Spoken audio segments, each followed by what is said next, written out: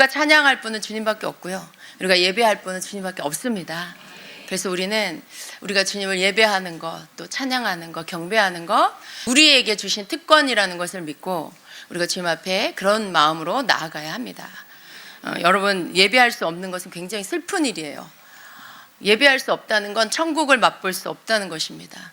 우리 주님 앞에 예배할 때마다 우리가 변화된다는 것을 믿으세요. 우리의 모든 세상이 주는 것은 벗겨지고 위로부터 하나님 부어주시는 것들이 우리에게 덮인다는 것을 여러분 믿으시기를 축복합니다. 예배가 항상 똑같지 않아요. 어느 때는 너무 좋고 어느 때는 잘 모르겠고 그럴 때가 있어요. 괜찮습니다, 여러분. 그러한 날도 여러분은 고백할 수 있어요. 여러분의 입술을 열어서 여러분의 느낌은 전혀 아닌데 여러분의 느낌에는 은혜가 안 느껴지는 것 같고 막 맹숭맹숭한 것 같아도 입을 열어 주님 앞에 여러분이 고백하십시오. 주님, 내가 주님을 높여드립니다. 주님, 내가 주님을 찬양합니다. 예. 우리가 찬양을 하면서도 주님은 나의 호흡이십니다. 주님, 내가 주님으로 숨을 쉽니다. 내가 숨을 쉬고 들이마실 때마다 이 땅에 이 모든 우주 만물에 충만하신 하나님의 영이 내 안으로 들어오시고 더 충만하게 채우시고 내 곁에, 내 옆에, 내 앞에, 내 뒤에 우리 주님의 영이 충만히 거하시는 것을 내가 믿습니다. 여러분의 믿음을 이렇게 막 고백하세요. 그러면 여러분 그 심령 안에, 영 안에 주님께서 화답하듯이 여러분을 이렇게 채워주시는 것들이 느껴지실 거예요. 마음에 기쁨이 솟아오르고 여러분 안에 감사가 솟아오르고 그런 것들, 이렇게 마음이 다운돼 있다가도 여러분이 믿음의 고백을 막 하면요, 여러분 영혼이 막 살아납니다. 사실은 여러분이 다운됐을 때에 회복될 수 있는 방법은요, 주님 앞에 그런 믿음의 고백을 하는 거예요. 그런 찬양의 고백을 하는 거예요. 그러면 막 회복이 됩니다. 죽었던 영혼이 막 이렇게 침체되었던 영혼이 소송되어지고 회복되어지는 그런 은혜가 그때 일어나게 되는 것입니다. 여러분, 주님을 사랑하십니까? 오늘 말씀 가운데 주님께서 주님을 호흡하는 것, 이 부분에 대해서 우리에게 또 말씀하셨고요. 또 내가 모든 순간에 주님을 의식하는 것, 인식하는 것에 대해서 또 다시 한번 말씀해 주셨습니다. 여러분, 주님을 늘 인식하고 계시나요? 어떻게 인식하고 계시나요? 여러분, 우리가 주님을 인식하고 있어라고 할 때 인식하고 있어요. 근데 어떤 방법으로 그렇게 하냐라고 할 때 여러분 어떤 방법으로 그렇게 하세요?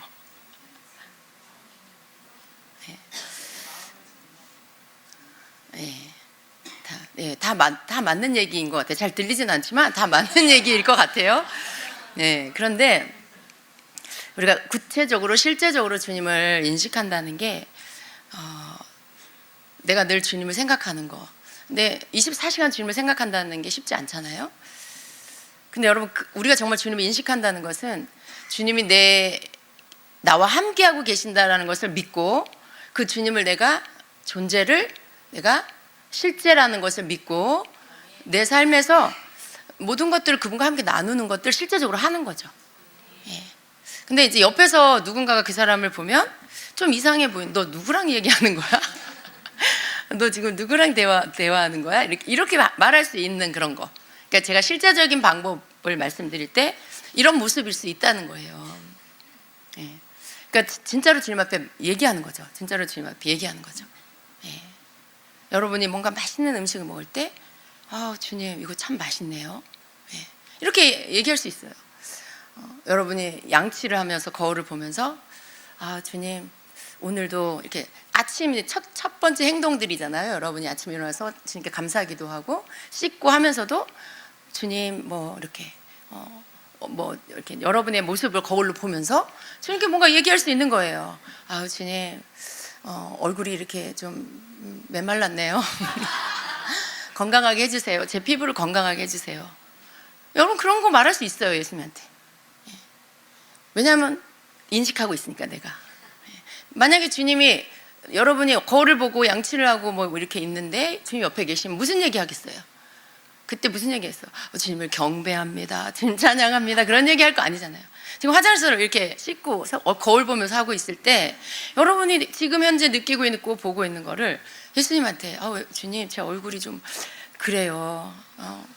피부가 더 좀 이렇게 건조하지 않게 좀 탄력 있게 해주세요. 뭐 이렇게 말씀드릴 수 있어요. 남자분들은 어때요? 머리숱이 많이 빠진 것 같아. 주님, 제 머리가 좀 잘 나게 해주세요. 요즘 머리가 너무 많이 빠졌어요.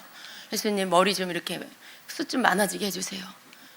여러분, 그렇게 예를 들면 그런 거죠. 근데 우리가 너무 주님을 의식한다 그러면 너무 영적인 행동만 뭘 하고 영적인 말만 해야 한다라고 생각할 수 있는데, 그게 아니고요.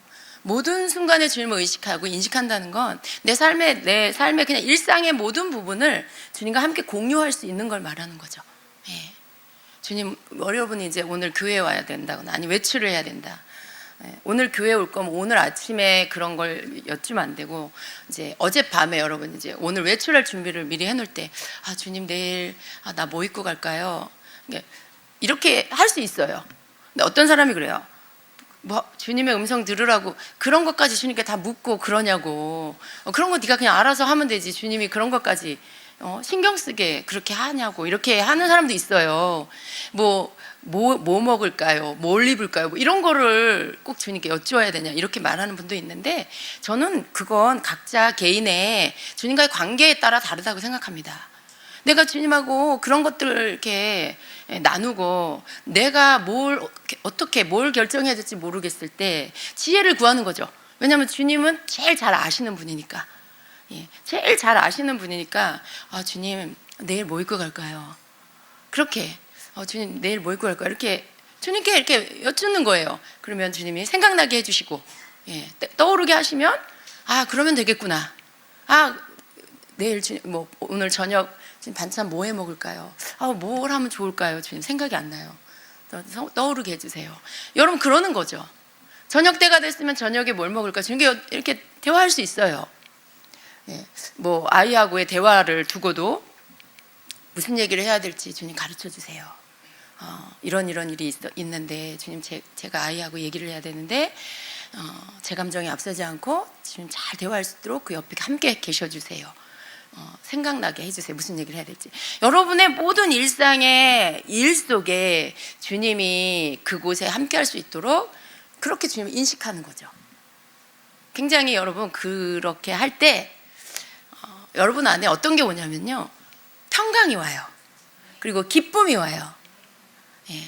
왜냐하면 늘 여러분이 주님하고 뭔가를 나누고 있기 때문에 그분이 함께 계신다는 게 여러분 영혼 안에 깊이 스며들어요. 그래서 떨어져 있다는 생각이 안 들고 그냥 주님이 옆에 계신다라는 것을 자꾸 느끼게 되는 거죠. 그건 여러분 스스로가 여러분이 옆에 계시는 것처럼 주님한테 자꾸 이렇게 말 걸고 여러분이 뭔가 자꾸 이야기하고 그러는 거죠. 부부가 한 집에서 같은 방에서 이렇게 살면서 너 따로 나 따로 그러지 않잖아요. 여러분 아주 그냥 사소하고 아주 개인적인 것까지 그냥 다 나눌 수 있잖아요. 가족은 특별히 또 부부는 더 그렇잖아요. 근데 예수님하고 내가 늘 함께 있다라고 하면 더 많은 것들을 나눠야 된다라고 봅니다. 그죠? 더 많은 것들을 아주 사소한 것도 주님하고 함께 나눌 수 있는 것이 더 좋은 거예요. 그런 거 그냥 여러분 조그마한 것까지 주님한테 대화해서 마치 옆에 친구가 있어서 그 친구하고 대화하는 것처럼 주님 제가 뭘 먹을까요? 주님 제가 뭐 지금 예를 들어 여러분 말씀을 묵상하려고 하는데 주님 제가 지금 말씀 묵상할 건데, 이게 기도일 수도 있지만요, 여러분 주님과 정말 대화하는 것처럼 인식할 수도 있어요. 이 말씀 깨닫게 해주세요. 주님 이 뜻이 뭐예요? 여러분 이렇게 묵상하다가 주님 이 구절의 뜻이 뭐예요? 이 단어가 무슨 뜻이에요? 여러분 그런 것들을 그냥 사소하게 다 하는 거예요. 막 주님 도와주십시오 이렇게 기도하고 할 수도 있지만, 또 하면서도 주님하고 옆에 있는 선생님인 것처럼 이렇게 가르쳐달라고 대화하고, 그렇게 하는 모든 순간들을 주님을 인식하는 순간들이죠. 그러면 주님께서 여러분이 그렇게 하는 대로 여러분을 그렇게 대해 주십니다. 한번 해보세요. 생각나게 해달라고 질문하고 도움을 구하면 주님이 그걸 생각나게 해주세요. 그게 무슨 뜻인지 알 수 있는 방법들로 인도해 주시고요. 그런 모든 것들을 주님이 하시면서 여러분하고 늘 곁에 함께 있다라는 것들을 여러분이 계속해서 느낄 수 있도록 해주십니다. 그래서 주님을 계속해서 인식하는 것은 우리가 주님을 이렇게 호흡한다. 주님은 내 호흡. 아, 이거 참 시적인 표현이구나. 이렇게 생각할 수 있어요. 근데 시적인 표현이 아니고요. 이건 영적인 말씀입니다. 모든 우주 만물에 하나님의 영이 충만하세요. 하나님의 영이 충만하시면 여기도 하나님의 영이 충만하시겠죠. 우리가 호흡을 할 때 이렇게 숨을 내쉬고 들이쉴 때 여기 이 우주 만물에 충만한 하나님의 영이 들어오시고 나가 이렇게 숨을 내쉬고 들이마실 때 이 호흡 안에 성령님이 들어오시기도 하고, 예, 또 이렇게 내쉬어질 때 이렇게 또 성령님이, 예수님이 제자들에게 부활하셔서 거기 그 방에서 만나주시면서 뭐라고 하셨어요? 숨을 내쉬면서 성령을 받아라 이러셨죠. 예. 왜 숨을 내쉬면서 그런 말씀을 하셨을까요? 그냥 말씀하셔도 되잖아요. 근데 예수님이 숨을 내쉬면서 성령을 받아라 이렇게 말씀하셨어요. 그 호흡 안에, 예수님의 숨결 안에 예수님의 영이, 하나님의 영이 계신다는 뜻이에요. 그래서 숨을 내쉬고 숨을 들이마시는 이러한 모든 우주 만물에 충만하신 하나님의 영이 우리 안에 이렇게 또 들어오시고 충만해지시고 이렇게 하시는 거죠. 우리가 누군가를 향하여 예수님처럼 그렇게 할 수 있죠. 물론 여러분 마음대로 하는 게 아니고 성령님의 감동에 따라서 그런 어떤 하나님의 영, 예수님의 영이 충만한 것 가운데 우리가 호흡을 하고 있습니다. 그래서 예수님은 우리의 호흡 안에 주님은 내 호흡이라는 그 고백 안에 우리는 모든 순간에 주님과 함께하는, 주님을 인식하는 이런 믿음 안에 서 있어야 한다는 것입니다. 찬양은 하는데 주님과 함께하는 거가 뭔지는 알지만 실제적인 부분에 대해서 우리 어떻게 하는지 알지 못하고 주님이 내 호흡이라는 것에 대한 믿음이 내게 그게 뭔지에 대한 이해가 없으면 찬양은 부르지만 그게 뭘 의미하는지 모르는 거예요. 주님은 내 호흡.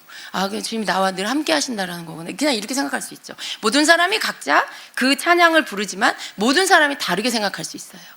그런데 그 말씀은 정말 하나님의 영이 내 안으로 들어오시고 또 이 공간 안에 충만하시고 그 속에서 내가 살고 그분을 내가 인식하고 내가 그분과 함께 실제적으로 생활하고 이런 모든 것을 의미합니다. 우리가 그 안에서 살아야 합니다. 여러분 굉장히 큰 기쁨과 평강이 여러분에게 올 거예요. 주님께서 너무나 기뻐하시기 때문에 그 기쁨이 여러분에게도 임하게 될 것입니다. 너무 여러분의 삶의 육적인 것과 영적인 것을 여러분의 기준으로 나눠놓지 마시기 바랍니다.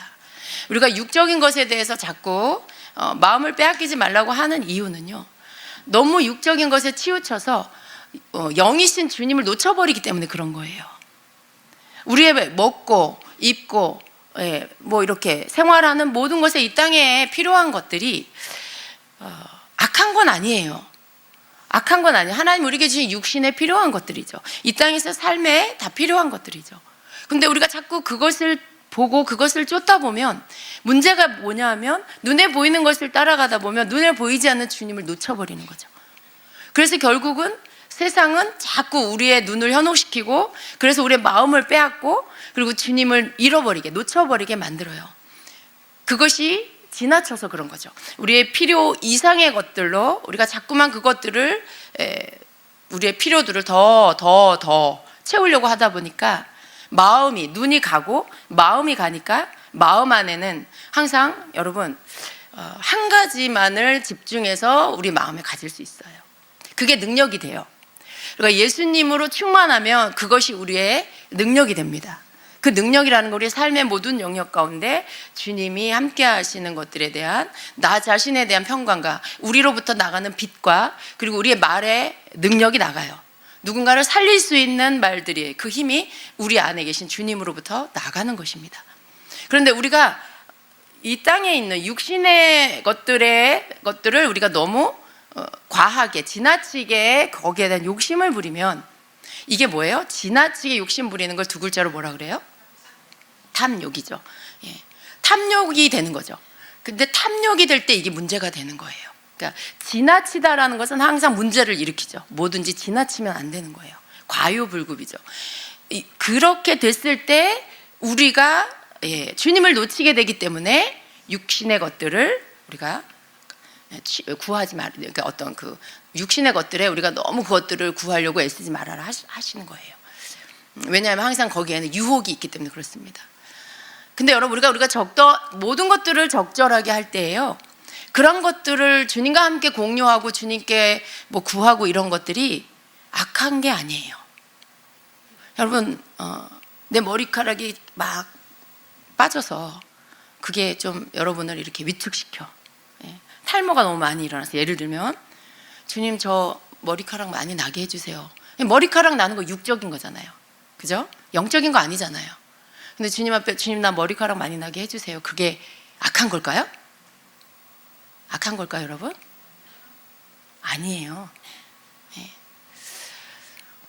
우리의 육에 관계된 것들에 어떤 것들을 구하는 것에 주님은요, 우리가 필요하고 또 그걸 주님이 구하면 주신다는 것을 믿기 때문에 그것을 주님께 구하는 것을 기뻐하십니다. 기뻐하세요.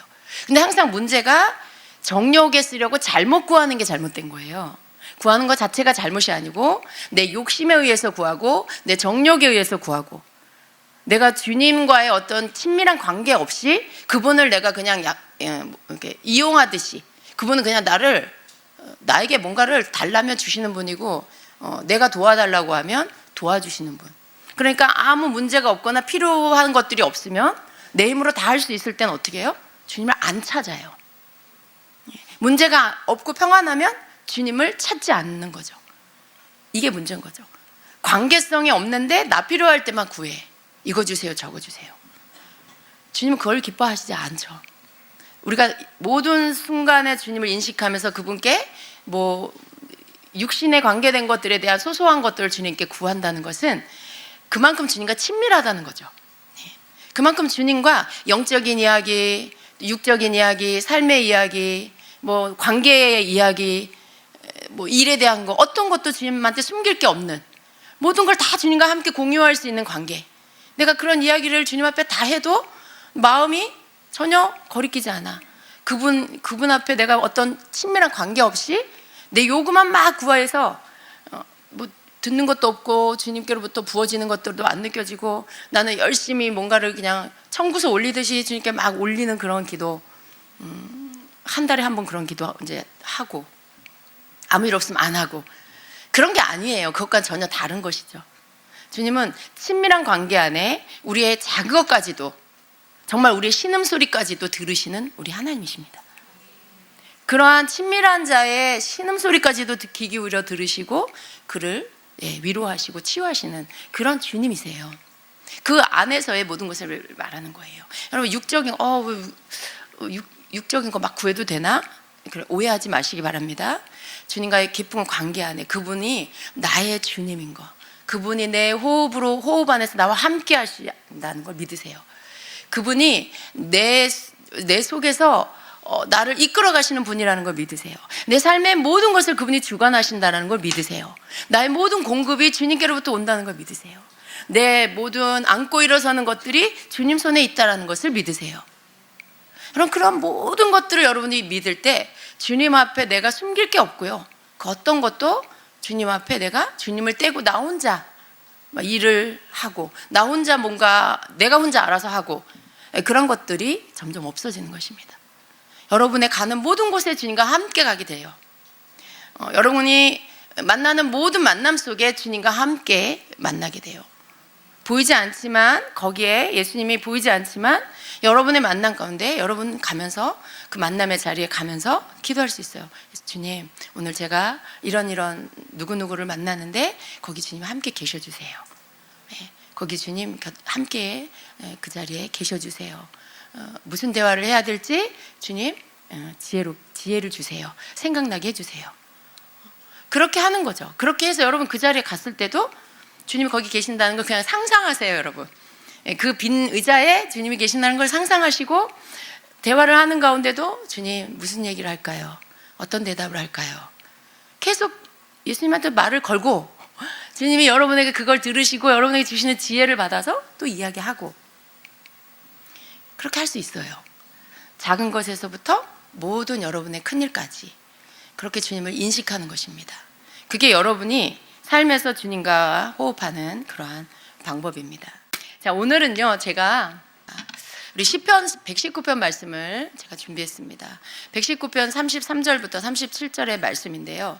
이 말씀 가운데 여러분 우리가 중요하게 이 부분들을 묵상해야 될 부분이 뭐냐면 36절과 37절의 말씀입니다.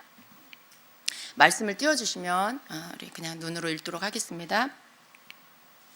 전체적으로 이 시편의 말씀들을 보면 119편은 대부분 이렇게 그 시편 저자가 하나님 앞에 기도하는 내용들이 많이 있어요. 특별히 말씀에 대한 것들을 굉장히 사모하고 그 말씀을 따라가겠다라고 하는 그런 부분들이 많이 나옵니다. 근데 이러한 어떤 내용들이 왜 시편에 있냐, 우리는 왜 이것을 묵상해야 되냐라고 할 때, 우리는 성경에 기록된 모든 말씀을 하나님께서 우리에게 주시는 말씀, 그렇죠? 예, 물론 어떤 사건들도 있고 역사적인 것들도 있지만 그 모든 것 속에 담겨 있는 하나님이 우리에게 주시는 하나님의 말씀을 우리가 받아야 되죠. 시편의 말씀도 어떤 개인이 쓴 기도이고 뭐 찬송이고 그런 거지만, 감사이고 그런 거지만, 그것이 여러분 단지 어떤 한 사람의 그 기도가 아닙니다. 그건 또한 하나님의 말씀이에요. 그건 또 하나님 우리에게 주신 메시지예요. 하나님께서 우리에게 그렇게 하라고 가르치시기 위해 그 말씀을 거기에 두신 겁니다. 넣게 하신 겁니다. 그래서 우리는 어떤 사람의 기도이고 간구이지만 또한 하나님 우리에게 이렇게 하라고 하시는구나, 이렇게 기도하라고 하시는구나, 이러한 때에도 기도하라고 하시고 이러한 때도 감사하라고 하시는 말씀이구나 라는 마음으로 여러분이 말씀을 받아야 됩니다. 그걸 하나님의 말씀으로 여러분이 받으셔야 돼요. 그리고 그것을 묵상하면서 여러분에게 적용시켜서 여러분의 기도가 되게 하고 여러분의 간구가 되게 하고 감사가 되게 하셔야 됩니다. 이 말씀에서 보면은요, 굉장히 작은 부분들도 이 저자가 계속 하나님께 기도하고 있는 모습들을 볼 수 있어요.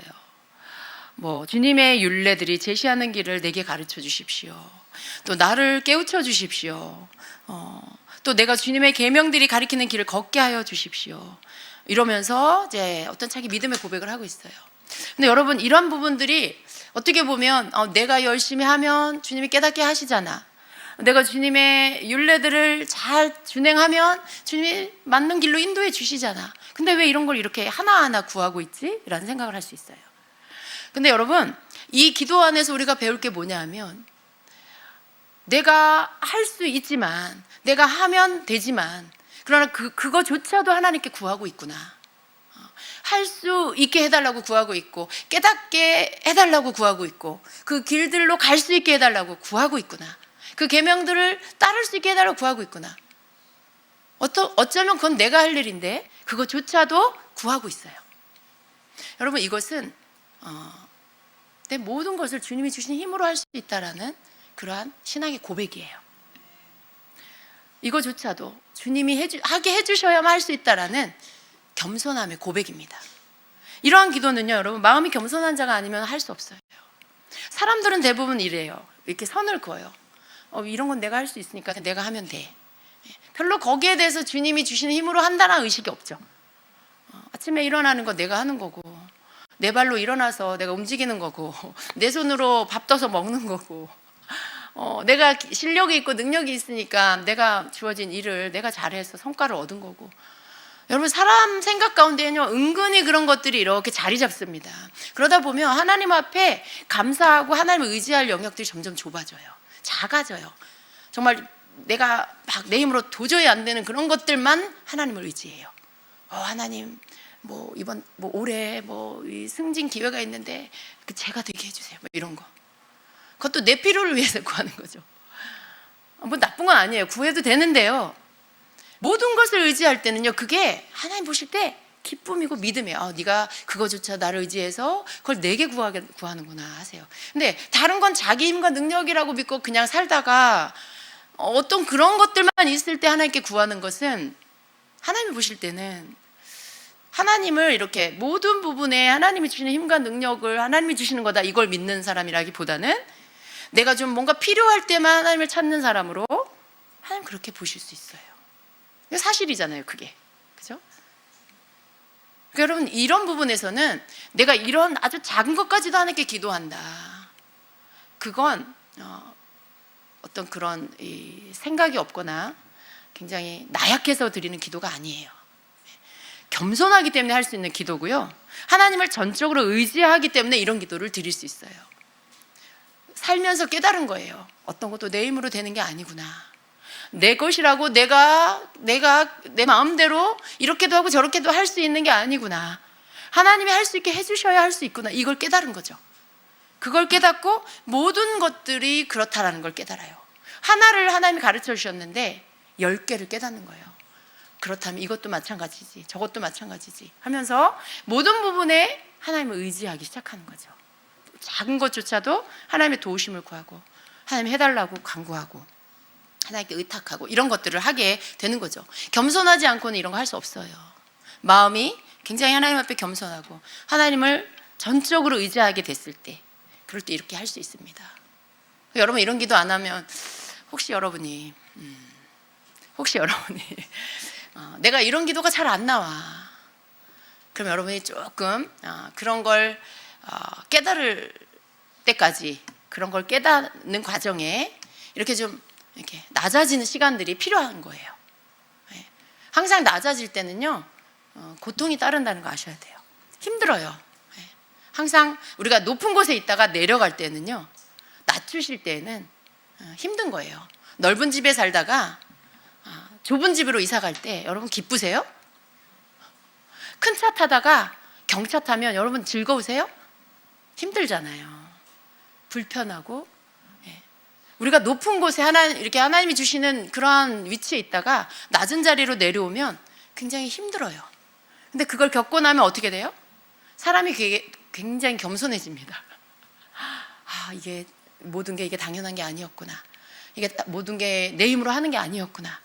하나님 붙들어 주셔야 할 수 있는 거였구나. 이런 것들을 깨닫고 그 다음부터 마음을 낮추죠. 그리고 더 많은 의지를, 하나님을 더 많이 의지하게 되고 하나님께 더 많은 감사를 드리게 되죠. 기도가 바뀌어요. 바라보는 관점이 바뀌고요. 모든 일에 이전에 감사하지 못했던 것, 놓쳤던 것들까지도 하나님께 감사하게 되는 그런 사람으로 변화가 됩니다. 그리고 사람에 대한 이해가 커져요. 전에는 내 기준으로 바라보니까 저 사람은 왜 저래? 이렇게 하면 될 걸 왜 저렇게 해? 막 이런 것들이 마음에서 사람들을 볼 때 많이 일어났다면, 내가 그렇게 겸손해지고 나면 어때요? 시간이 지나면 알게 될 거야. 지금은 저럴 수밖에 없어. 저것도 하나님이 깨닫게 해주셔야 알 수 있는 거야. 이렇게 되는 거죠. 어떻게 해요? 이해하게 되는 거예요. 그 사람을. 그 사람이 지금 모르고 그렇게 해가는 이유는 내가 받은 은혜를 그 사람은 못 받았기 때문에 그런 거예요. 나는 받았어, 그 은혜를. 그래서 내가 낮아졌어, 깨달았어. 근데 그 사람은 아직 그 은혜를 못 받은 거예요. 여러분의 남편이 마음에 안 드세요? 여러분은 은혜가 많은 것 같은데 남편은 정말 아닌 것 같은, 그러세요? 근데 여러분 은혜를 하나님 많이 주셨고요, 여러분의 배우자는 그 은혜를 아직 못 받아서 그런 거예요. 그러니까 우리가 함부로 판단하면 안 되고요, 정죄하면 안 돼요. 그냥 하나님, 제게 주신 은혜를 제 배우자에게도 주세요 라고 구해야 되겠죠. 그게 겸손한 마음이죠. 여러분 예전에 여러분은 그냥 저절로 할 수 있었나요? 아니잖아요. 하나님 은혜가 왔기 때문에, 깨닫게 해주셨기 때문에, 그러니까 내가 그걸 알게 돼서 그렇게 할 수 있는 거예요. 남편은 아직 그 은혜를 못 받아서 그렇게 못해요. 아직 여전히 그렇게 막 자기 힘을 주고 자기가 할 수 있는 자기 능력이라고 생각하고 있어요. 그럼 하나님이 그를 깨뜨리시고 하나님이 하게 해주셔야 할 수 있고 하나님이 하게 해주셨던 거구나, 이 은혜가 그에게 와야 돼요. 그래야 그도 하나님 앞에 엎드리고 주님을 의지하는 사람이 되는 거죠. 근데 여러분, 먼저 그걸 받은 사람은 아직 받지 못한 사람에 대해서 판단할 자격이 없습니다. 그거 대해서 여러분이 이렇다 저렇다 여러분이 정지할 자격이 없어요. 나도 그랬었는데, 나도 그랬었지. 하나님 은혜 아니면 내가 이걸 어떻게 알았겠어. 주님이 나를 깨닫게 해주셔서 알았지. 나도 하나님 은혜가 아니면 저 사람보다 더 했을 거야. 저 사람보다 더 교만했을 거야. 이렇게 고백하는 거죠. 여러분, 우리가 하나님을 더 많이 의지하는 것은요, 그만큼 하나님 앞에 내가 많은 것들을 깨닫고 또 은혜를 받고, 그래서 알게 되니까 작은 것 하나도 다 하나님 하셨다라고 고백하고 아주 작은 것도 하나님을 의지하게 되는 그런 사람으로 바뀌는 것입니다. 35절에 이렇게 고백합니다. 내가 주님의 계명들이 가리키는 길을 걷게 하여 주십시오. 내가 기쁨을 누릴 길은 이 길뿐입니다. 라고 고백해요. 하나님의 명령들, 하나님의 계명들을 쫓아가는 거, 그것을 따라가는 거, 그 길을 갖는 게 이 사람의 유일한 기쁨, 이라고 고백해요. 많은 것 가운데 하나가 아니고 내가 기쁨을 누릴 길은 이 길뿐입니다. 유일한 길이라는 거죠. 기쁨을 누리는 것에 오직 한 길이 주님의 명령 따르는 거래요. 여러분의 기쁨은 뭔가요? 여러분, 우리 조심해야 될 게 뭐냐면, 인도에 가면은요, 인도 사람들은요, 제가 예전에 오래전이죠, 인도에 갔는데 거기 그 숙소에 사장님 사무실에 액자들이 벽에 쫙 걸려 있어요. 그 위에 천정 밑으로 이렇게 이쪽서부터 이쪽에 쫙 걸려 있어요. 거기에 세계 모든 종교의 그 믿는 신들이 거기 사진이 액자가 다 걸려 있어요. 근데 그 가운데 예수님 사진도 있더라고요. 그 사람은 또 예수님을 믿어요. 근데 유일하게 믿지 않아요. 다 믿으면서 그 가운데 예수님도 믿는 거예요. 아마 어떤 다른 사람이 뭔가를 또 믿으라고 하면 그 사람 또 믿을 거예요. 우리가 조심해야 될 게 뭐냐면, 나 주님 기뻐해요. 주님의 명령 따르는 거가 기쁨이에요. 라고 고백해요. 근데 그게 유일한 기쁨은 아닌 거죠. 다른 기쁨들이 또 막 있어요. 이렇게. 그 인도의 숙소의 사장님처럼 여러분이 기뻐하는 게 여러 가지 많아요. 그 가운데 주님 말씀 따르는 게 그 하나예요. 이럴 수 있어요. 조심해야 되는 거예요. 근데 이 말씀에서 우리가 배워야 될 건 뭐냐면, 내 기쁨을 누릴 길은 오직 한 가지, 주님의 계명들이 가리키는 것을 걷는 거. 그거라고 고백하는 이 고백이 너무 귀한 거예요. 여러분의 기쁨의 유일함이, 진정한 기쁨이 주님을 따라가는 것이 되기를 축복합니다. 우리의 기쁨이 정말 그거보다 더한 게 있을 수 있을까요? 우리가 잘 생각해 봐야 돼요, 여러분. 때로는 주님이요, 여러분에게 이것저것 다 해보게 하십니다. 이것저것 다 해보게 하세요. 막 기뻐요. 그런 것들이 나에게 이루어질 때마다, 얻어질 때마다. 근데 그 기쁨이 오래 가지 않는다는 거죠. 어떤 건 몇 시간, 어떤 건 며칠. 그 크기에 비례하는 것 같아요. 큰 거는 한 달쯤 가겠죠? 근데 그걸로 끝이에요. 그 기쁨이 계속되지 않아요. 근데 우리는 그것들을 경험하면서 뭘 알게 돼요? 이런 것들은 내게 진정한 기쁨을 주는 게 아니구나. 그냥 잠시 있다가 꺼지는, 종이 신문지에다가 불을 붙였어. 활활 타는 것 같은데 잠시 후에 스르르 꺼져. 마치 그런 것 같은, 굉장히 기쁜 것 같은데 꺼져버리는 기쁨. 이런 것들은 진정한 기쁨이 아니구나. 내가 뭘 소유한다고 나에게 기쁨이 주어지는 게 아니고, 내가 뭘 인정받는다고 그 기쁨이 영원한 것이 아니고, 이런 것들은 그냥 그냥 잠깐 붙었다가 꺼지는 불 같은 거구나. 그러면서 뭘 알게 돼요? 영원히 변하지 않는 주님이 늘 나와 함께 하시고, 언제나 나를 사랑하시고, 또 나를 용서하시고, 나를 격려하시고, 일으켜 세워주시는 주님.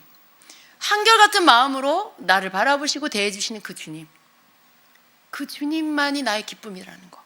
그 주님이 나를 만족해 하신다는 걸 깨닫게 돼요. 그래서 이제 기쁨이 걸러지는 거예요. 그래, 이거 좋지만 이게 내 진정한 기쁨 될 수 없어. 마음 뺏기지 않는 거죠.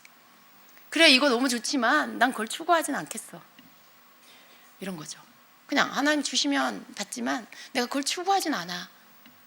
나의 진정한 기쁨은 오직 우리 주님이시고, 말씀을 깨달았을 때, 주님을 알게 됐을 때, 나는 그때가 제일 기뻐.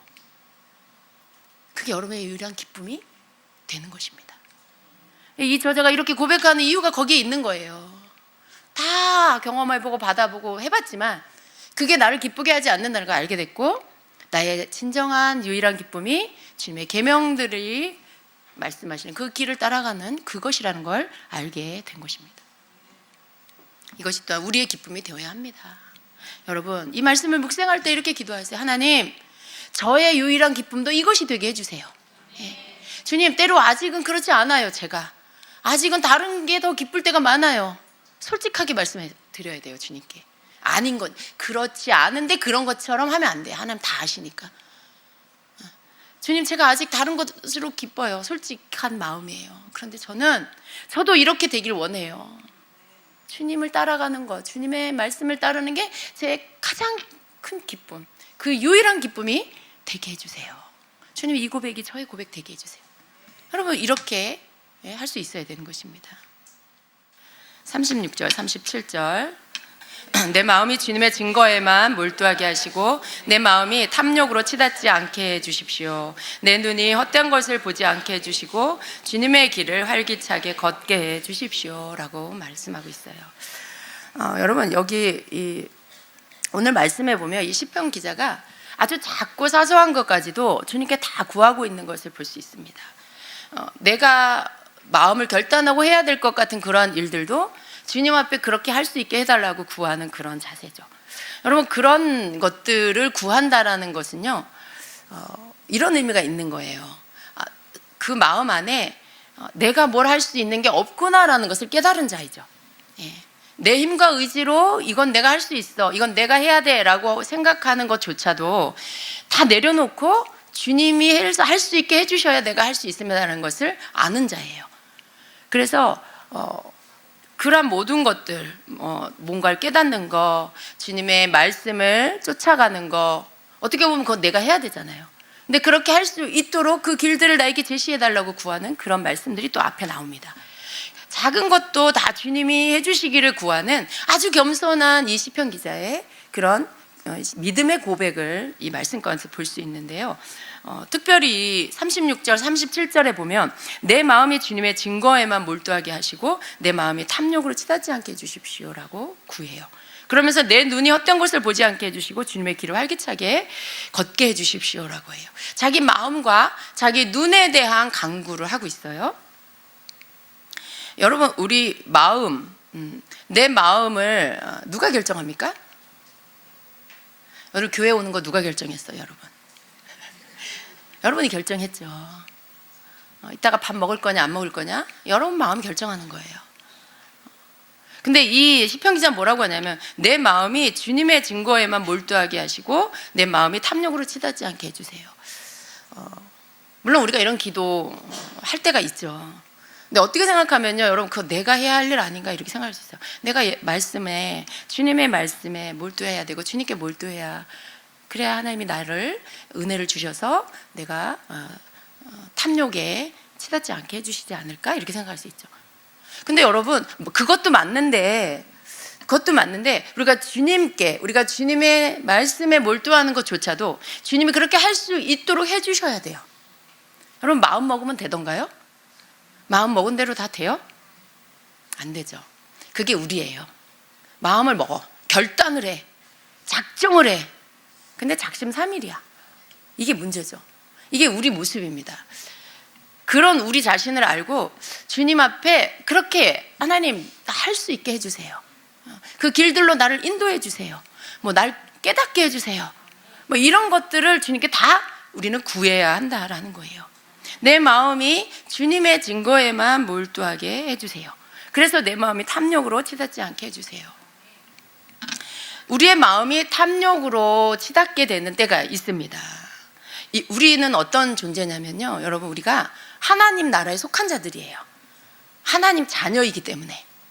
그래서 우리는 사실은 이 땅에 살지만 하나님 나라의 백성으로 사는 거예요. 그런데 실제는 어때요? 우리가 이 땅에 살고 있어요. 그래서 이 땅의 법도 지켜야 되고 이 땅 사람들과 뒤섞여 살면서 우리가 하나님의 법만 따르는 삶을 살기가 참 어려워요. 부딪힘이 오고 또 세상에 많은 것들이 우리를 유혹하고 거기에 우리가 흔들리고, 그래서 우리 마음 안에는요 언제나 갈등이 일어납니다. 하나님 나라의 법을 따라 살 것이냐, 세상의 이런 모든 것들의 이런 가치들, 세상에서 나에게 말하고 있고 가르치고 있는 또 세상 법들과 이런 것들을 내가 지키고 살아야 되는 거예요. 여러분, 세상 법은 지켜야 돼요. 근데 이런 관습들이 있잖아요. 이 땅에서 육신의 이 세상 사람들과 뒤섞여 살면서 세상이 우리에게 요구하는 것들이 있죠. 사람들이, 이 세상 사람들이 옳다고 하는 가치들이 있죠. 그 속에서 믿는 자는요, 마음 안에 언제나 갈등이 일어날 수 있어요. 하나님의 법대로 말씀대로 하려고 하는데 나만 이상한 사람 되는 것 같아. 사람들 사이에서 왕따 당하는 것 같고, 그 속에서 늘 갈등을 할 때가 많이 있습니다. 그게 바로 믿는 자의 그 현주소예요. 근데 여러분, 그래서 이 시편 기자처럼 탐욕으로 치달을 일들이 자꾸 생기는 거예요. 눈에 보이는 거, 보암직도 하고 먹음직도 하고 탐스럽게 할 만한 많은 것들이 점점 더 이 세상 가운데 많아지고 있어요. 근데 그런 것들 속에서 누가 나한테 뭐라고 안 해도 내가 이 땅에 발을 딛고 산다는 그 자체만으로도 많은 유혹이 나한테 오고 있는 것이죠. 근데 그 속에서 내가 하나님의 법을 따르는 주님의 증거들, 여기 주님의 증거들이라는 것은 곧 주님, 다른 번역에 주님의 증언들이라고 되어 있어요. 주님의 말씀을 의미합니다. 근데 주님의 말씀에 몰두하여서 사는 이러한 삶을 사는 것, 주님의 말씀만 따라가는 거, 이렇게 해야 되는데 그렇게 되기가 쉽지 않다는 거죠. 근데 그렇게 할 때 탐욕을 따라가지 않게 된다는 것을 말씀하고 있어요. 근데 여러분, 이 말씀 속에 보면 우리가 탐욕에 치닫지 않게 되는 방법이 딱 한 가지가 있어요. 몰두하는 거예요. 몰두한다, 이거 잊지 마시기 바랍니다. 뭐에 몰두해요? 주님의 증거에 몰두하죠. 주님의 증거가 주님의 증언인데 곧 주님의 말씀이고, 곧 주님의 말씀은 또 주님입니다. 결국 우리가 주님의 말씀에 곧 주님께 몰두할 때 우리가 탐욕에 치닫지 않게 된다는 거죠. 이것은요, 시편 기자의 기도이기도 하지만 이 시편에 이 말씀을 기록해 놓은 이유는 하나님께서 우리에게 주시는 말씀이에요. 하나님 우리에게 주신 지혜예요. 너희들이 탐욕에 치우치지 않으려면 내게 몰두해야 된다, 내 말씀에 몰두해야 된다라고 가르쳐 주시는 것이죠. 주님께 몰두해야 합니다. 저는 이 단어가 너무 좋은 것 같아요. 이게 새 번역인데요, 다른 표현으로도 아마 개역개정에 되어 있을 것 같아요. 확인 안 해봤는데, 근데 몰두한다라는 단어가 우리 잘 알고 있잖아요. 내가 무언가에 집중하는 거죠. 내가 뭔가에 깊이 빠지는 거죠. 근데 그게 다른 게 아니고 주님이어야 된다는 거죠. 그게 다른 게 아니고 주의 말씀이어야 된다는 거죠. 그렇게 몰두하는 자가 돼야 돼요. 주님께, 주의 말씀에 몰두하면 탐욕에 빠지지 않게 된다. 탐욕이 일어날 때가 있잖아요. 탐욕은 우리가 그냥 탐욕 그러면 나하고 상관없는 것 같아, 난 그 정도는 아니야, 이렇게 생각할 수 있어요. 탐욕이 뭐라고요? 아까 뭐라 그랬어요 제가? 지나치게 욕심 부리는 거. 여러분, 지나치게 욕심 부리는 거 없으십니까? 지나치게 욕심이 부려지는 것들이 있죠. 여러분이 좋아하는 것에 대해서는 이상하게 지나치게 욕심이 부려지죠. 그러니까 사람마다 그런 게 다 있을 수 있어요. 그러면 내 안에 탐욕은 언제라도 일어날 수 있어요. 나하고 상관없어, 탐욕은. 이렇게 말할 수 없다는 거죠. 내가 탐욕을 부리게 되는 어떤 것들을 만났을 때 나는 항상 거기에 대해서 대비해야 되는 거죠. 언제라도 탐욕을 내가 내 속에서 탐욕이 일어날 수 있어. 언제라도 그럴 수 있어. 그러니까 어떻게 해야 돼요? 몰두해야 돼요. 몰두하면 탐욕에 빠지지 않게 된다라고 말씀하기 때문에 뭐에 몰두해요? 주님의 말씀에, 주님께 몰두해야 하는 것입니다. 다른 방법이 없어요. 그렇게 주님이 우리에게 이 말씀을 통해 가르쳐주고 있는 거예요. 37절에 보면은 눈에 대한 말씀을 또 하고 있어요. 눈에 대한, 내가 보는 거에 대한 말씀이에요. 내 눈이 헛된 것을 보지 않게 해주시고 주님의 길을 활기차게 걷게 해 주십시오 라고 말씀하고 있어요.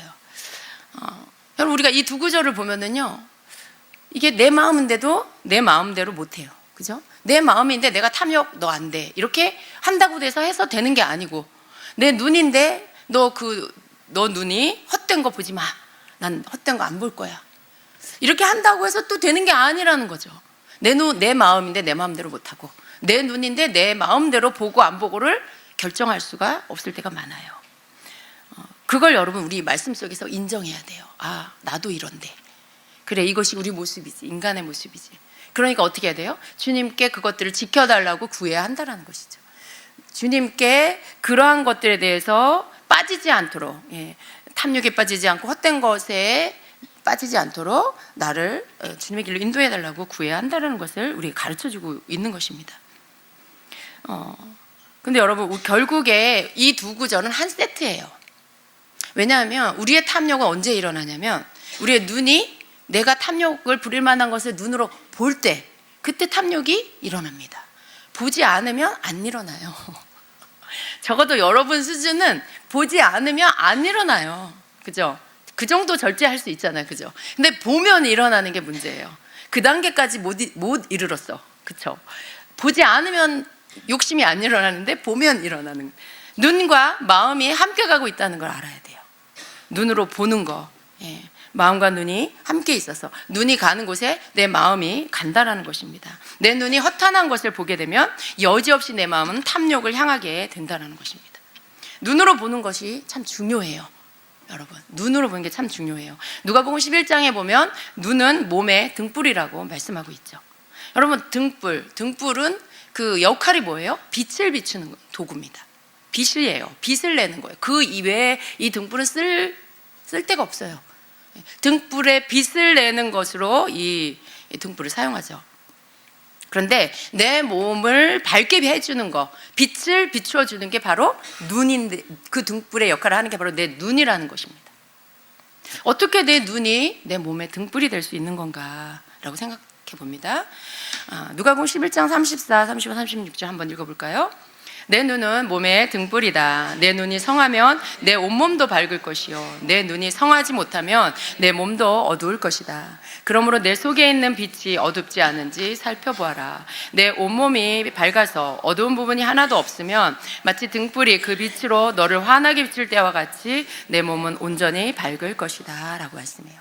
여기 눈이 성하면 내 온몸도 밝을 것이고, 내 눈이 성하지 못하면 내 몸도 어두울 것이라고 했어요. 눈이 성하다는 게 무슨 말일까요? 여러분, 이 눈이 성하면이라고 할 때 이 헬라어 원어가 하플루스인데, 그 뜻이 뭐냐면 단순한, 순수한, 성실한, 뭐 이런 뜻이에요. 뭐 더 나가서 건강한, 건전한 이런 뜻을 가지고 있습니다. 근데 또 반대로 눈이 성하지 못하면이라고 하는 헬라어는 포네로스입니다. 이 포네로스의 뜻은 악한, 마지못해 하는, 싫어하는 이런 뜻을 갖고 있어요. 그러니까 이 누가복음 11장 34절을 이것을 원어의 뜻을 대입해서 읽어보면 이런 거예요. 내 눈은 몸의 등불이다. 내 눈이 하플루스하면, 즉 내 눈이 단순하면, 단순하다는 것은 다른 것 막 섞지 않고 하나만 보는 걸 말하는 거예요. 또 내 눈이 순수하면, 성실하면 내 온몸도 밝을 것이요, 또 내 눈이 포네로스하면, 즉 내 눈이 악하면, 마지못해 하면, 싫어하면 내 몸도 어두울 것이다. 이렇게 읽을 수 있습니다. 원어를 대입해서. 그러니까 여러분, 우리 눈이 성하다는 것은 눈의 시력이 좋다, 단지 그 뜻이 아니에요. 내 눈이 아주 이렇게 단순하게 한 가지를 집중해서 보는 거. 아까 우리 어디에 몰두해야 된다고요? 주님께, 주님의 말씀에. 그러니까 내 눈이 거기에 단순하게 그것을 보고, 순수하게 그것을 보고, 성실하게 그것을 보면 내 온몸이 밝게 된다라는 말씀입니다. 그런데 내 눈이 악하면, 악하다는 것은 마지못해 하는 거야. 악하다, 이게 나쁘다. 내 눈이 성하지 못하다. 이 말은 나쁘다는 뜻, 악하다는 뜻이에요. 내 눈이 악하면 어떻게 내 눈이 악할까요? 보지 말아야 할 것들을 보는 거죠. 헛된 것들을 보는 거죠. 허탄한 것들을 보는 거죠. 악한 것들을 보는 거예요. 내 눈이 마지못해 하면, 내 눈이 싫어하면, 그러면 어떻게 해요? 내 온몸도 어두워질 것이다. 내가 주님의 말씀을 보는 걸 싫어해, 마지못해서 해. 그러면 내 몸이 어두워진다. 싫어하면 안 보겠죠. 결국은 나는 어두워지게 된다라는 말씀을 하고 있어요. 우리 눈은요, 빛 대신 주님을 볼 때, 우리가 빛을, 주님을 본다라고 할 때 이것은 뭘 의미하는, 주님의 말씀을 본다는 거예요. 우리의 보는 눈을 말씀으로 채울 때 온몸이 밝아지게 된다는 것이죠. 주님을 볼 때. 왜냐하면 눈은 등불이기 때문에 그렇습니다. 근데 우리의 마음은 가만히 놔두면은요, 눈이 보는 것을 저절로 따라가게 돼 있어요. 우리 마음에 뭔가를 채우지 않으면 어떻게 해요? 내 눈이 가는 곳에 마음이 같이 가요. 근데 내 마음에 말씀을 채우면 내 눈이 그렇게 막 갈 수 없습니다. 우리의 마음을 하나님의 말씀에 매이게 하는 거예요. 말씀에 내 마음이 매이면 마음은 말씀을 따라가게 돼 있죠. 우리는 내 마음이 주님의 말씀에 몰두하게 해주셔서 내 눈이 말씀을 따라가고 탐욕을 따라가지 않게 해달라고 기도해야 합니다. 여러분, 이 싸움은 믿는 자의 싸움이에요. 정말 끈질긴 싸움이죠. 그러니까 이 땅에 있는 동안에 끊임없이 해야 할 기도이고 또 이러한 영적 싸움인 것입니다. 갈수록 세상에는요, 볼거리들, 우리를 유혹하는 유혹거리들이 굉장히 많아집니다. 여러분, 볼거리들 많죠. 정말 볼거리들이 많아지고 있습니다. 세상에는요, 믿는 자를 유혹하는 많은 것들이 점점 더 생기고 있습니다. 많은 볼거리들, 많은 먹거리들, 맛있는 게 너무 많아. 못 먹어본 음식이 너무 많고 새로운 음식들이 너무 많이 나오고, 특별히 우리 한국은 세계에서 인정하는 먹거리가 많은 나라죠. 맛있기로 유명하고, 또 우리 즐길 거리들이 너무 많아요. 그렇죠? 즐길 거리 넘쳐납니다. 그러다 보니까 어떻게 해요? 우리가 주님께만 마음을 두고 주님의 말씀에만 눈을 둘 시간이 점점 줄어들고 있어요. 그렇습니다. 우리는 더 많은 유혹을 받는 시대에 살고 있는 거예요. 옛날을 생각하면 어때요? 스마트폰도 없고 TV도 마을에 하나밖에 없고, 뭐 그런 시대, 뭐 백화점도 없고 자동차도 별로 없고, 그런 시대에는 유혹받을 게 별로 없어요. 유혹받을 게 별로 없어요. 시간이 너무 남아돌아요, 막. 근데 지금은 그렇지 않아요. 너무 많은 것들이 스마트폰이 우리 손안에 있고, 그 스마트폰 안으로 들어가면 온 세계를 다 볼 수 있고, 순식간에 1시간, 2시간이 지나가 버리죠. 그런 모든 것들이 우리를 유혹합니다. 우리의 시간을 뺏고, 우리의 눈을 뺏고, 마음을 뺏고, 우리 주님께 몰두할 수 없게 만들어요. 그런 세상에 우리가 살고 있어요. 근데 주님이 그걸 모르실까요? 그걸 아세요. 그럼에도 불구하고 우리는 우리의 말씀을 기억하면서 오늘 이 시편 119편의 말씀처럼 내 마음이 주님의 말씀에 몰두하고, 그래서 탐욕으로 치닫지 않도록 또 그렇게 기도하면서 그렇게 해나가야 되고요. 그렇게 할 수 있게 해달라고 주님께 기도해야 하고요. 내 눈이 허탄한 것을 보지 않고 주님의 길들을 따라갈 수 있게 해달라고 기도해야 하는 것입니다. 여러분, 주님이 여러분에게 너 그렇게 살아, 그렇게 해야 돼, 단지 이렇게 하시는 게 아니에요. 이 말씀을 통해 우리에게 말씀하시는 건 뭐예요? 너희가 이거 기도해야 돼. 이거 너희 저절로 되지 않아. 이거 너희가 믿음이 있다고 저절로 되는 거 아니야. 너희가 몸담고 있는 것은 이 세상이기 때문에, 이 세상은 너희들에게 끊임없이 너희들의 마음을 훔쳐가려고 유혹해. 그렇기 때문에 너희가 내가 그렇게 하지 않게 해달라고, 내가 그렇게 마음을 뺏기지 않게 해달라고, 눈을 뺏기지 않게 해달라고 내 앞에 기도해야 돼 라고 가르쳐 주시는 거예요. 주님은 우리에게 이렇게 말씀해 주십니다. 너희의 눈과 마음이 내게 있을 때 너희는 나의 법을 따르는 길을 걷게 되리라. 많은 유혹이 이 세대 가운데 있구나. 볼거리, 먹을거리, 즐길거리가 넘쳐나서 내게만 마음 두고 눈을 둘 시간이 줄어드는구나. 그러나 그러할지라도 너희 마음과 눈을 지키거라. 그렇지 않으면 이 세상은 너희들의 전부를 빼앗아가려고 할 것이다. 조금씩 이 정도는 괜찮겠지 하면서 내어준 것들이 어느새 너희 마음 전부를 내어주었다는 것을 알게 될 것이다. 너희는 마음과 눈을 지키는 것을 쉽게 생각하지 말아라. 자신의 마음과 눈을 자신의 마음과 눈을 스스로를 제어한다는 것, 그것을 자기 자신이 제어한다는 것은 결코 쉬운 일이 아니다라고 하세요. 나를 의지하여라. 나만을 의지하여라. 너희들의 힘으로 되지 않는다는 것을 인정하고 너희의 마음도 너희의 눈도 내게 지켜달라고 구하여라. 내가 너희를 붙들어 주리라 라고 말씀하십니다.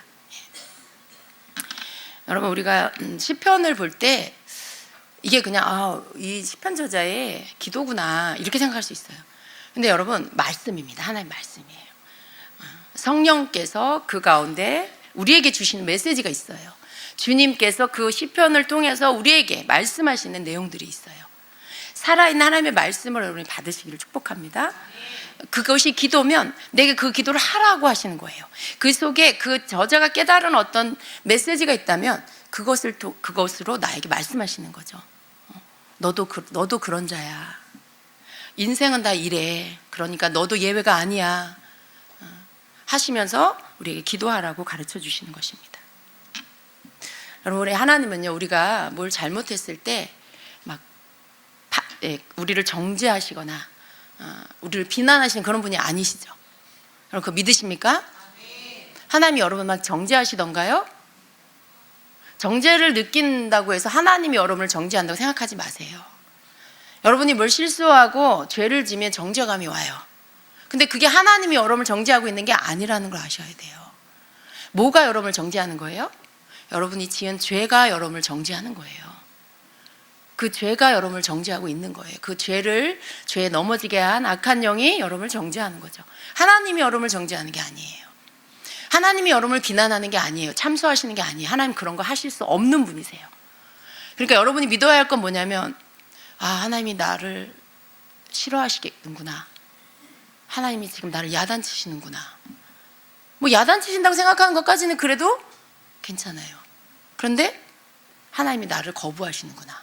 하나님 나를 거절하시는구나. 이렇게 생각하면 여러분 하나님과 관계가 멀어져요. 여러분이 하나님과의 관계가 굉장히 멀어지고 하나님 앞에 나아가는 것이 두려워지게 됩니다. 근데 하나님이 여러분을 정죄하는 게 아니에요. 그렇게 생각하지 마시고, 내가 하나님 마음을 아프게 했구나. 왜냐하면 실제로 하나님이 그냥 마음이 아프신 것이지 여러분을 향해 비난하고 정죄하시는 게 아니에요. 그리고 하나님은 기다리십니다. 여러분이 깨닫고 주님 앞에 기도하고 가장 빨리 깨닫고 회개하기를 기다리세요. 왜냐하면 회개를 통해 여러분의 짓누르는 정죄감이 떠나요. 하나님이 여러분이 정죄감 안에 눌려서 마귀가 여러분을 이렇게 짓누르는, 마귀가 그 죄를 졌기 때문에 여러분을 짓누를 권한을 얻었어요. 근데 그 짓누르는 것 때문에 정죄감이 들어 마음이 눌리는 거예요. 마귀가 여러분을 누르고 있기 때문에.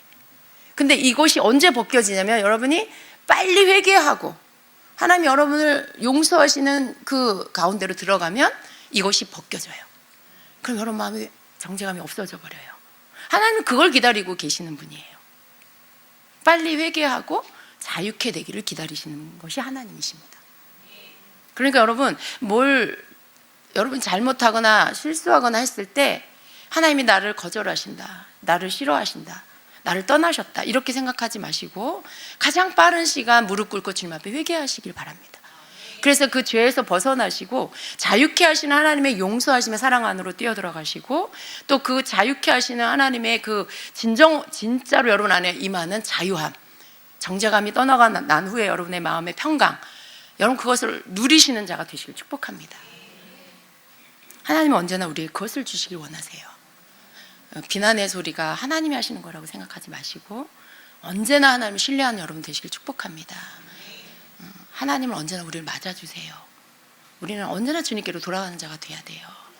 아주 작은 것까지도 주님을 의지하시고 아주 작은 사소한 죄도 늘 주님 앞에 회개하는 여러분 되시길 축복합니다. 그래서 주님 외에 그 어떤 것도 여러분에게 남아있지 않도록 다 털어내버리시고 회개함으로 것들을 내어버리는, 그래서 언제나 주님 안에서 자유케 되는, 사단이 악한 여러분을 이렇게 손가락 하나도 얹어놓지 못하는 그런 자가 되시길 축복합니다. 아멘.